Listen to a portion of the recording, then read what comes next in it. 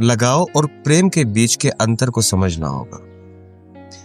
जहां लगाव होता है वहां भीतर भय होता है, खोने की चिंता होती। लेकिन जहां सिर्फ प्रेम हो वहां स्वतंत्रता होती है, अपने लिए भी और दूसरे के लिए। आपने तुलसीदास जी की कहानी पढ़ी होगी। तुलसीदास जी अपनी पत्नी के प्रेम में उनके प्रत्यक्ष रूप से होने के लिए, उनकी उपस्थिति के लिए इतने पागल थे कि जब वो उनको छोड़ के जाती थी तो वो तड़प जाते थे। वो चाहते थे कि बस वो उनके सामने रहे। उनके होने से ही वो अपने आप को पूर्ण समझते थे। उस अधूरे प्रेम में उनको ये भी एहसास नहीं था कि मैं जिसे प्रेम कह रहा हूं वो प्रेम नहीं, लगाव।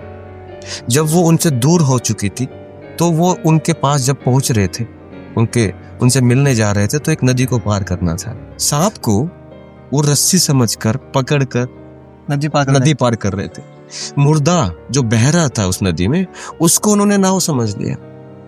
उस पर उन्होंने अपनी टेक लगाई, उसको पार, मतलब वो इतना डूब चुके थे, उनको कुछ भी एहसास नहीं था कि मैं कर क्या रहा हूं। उसको वो प्रेम समझते थे। और वो जब वहां पहुंचे तो उनकी पत्नी बहुत उनसे रुष्ट हुई कि जितना आप इस लगाव के प्रति, जितना आप अपने आप को न्यौछावर कर रहे हो, सिर्फ इतना आपको समझने योग्य चीज होनी चाहिए कि असली प्रेम को समझ जाओ। प्रभु के प्रेम में आप लीन हो जाओ, भक्ति में आप लीन हो जाओ। उस सच्चे प्रेम को आप जान लो जिसमें मेरे होने से कोई फर्क नहीं पड़ता। आप ईश्वरीय तत्व के प्रेम को आप समझ जाओ, उस परमात्मा के द्वारा दिए गए प्रेम को समझ जाओ जो आपके भीतर सदा ही जागरूक अवस्था में रहता है। बस आप उसको देखना नहीं चाहते, पीठ करे हुए। फिर मेरे ना होने से भी ना आपके भीतर वो प्रेम जिंदा रहेगा।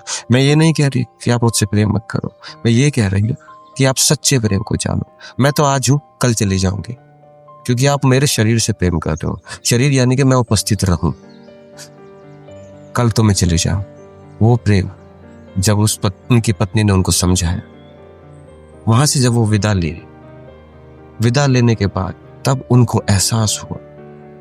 और फिर तुलसीदास जी आपके सामने उन्होंने ग्रंथ लिखे। मेरे कहने का तात्पर्य सिर्फ इतना है कि उपस्थिति और अनुपस्थिति आपके सामने बड़ी थिन लाइन है प्रेम की। जिस दौर पे आप चलते हैं, एक तरफ लगाव है और एक तरफ सच्चा प्रेम बह रहा है। आपको ये समझना है कि आपका झुकाव किस तरफ है, लगाव की तरफ या सच्चे प्रेम की तरफ। और जिस थिन लाइन पे चल रहे हो, समझ लो वो एक शरीर है, आज है कल जाने वाला है। प्रेम तो वहां भी जगता है जहां कभी शरीर को देखा ना हो। हमेशा उदाहरण मैं देता हूं मीरा कृष्ण का। कहाँ थे कृष्ण, लेकिन प्रेम जगा। शबरी राम के प्रति कभी देखे नहीं थे और वो लगाव था। ऐसे अनेक उदाहरण।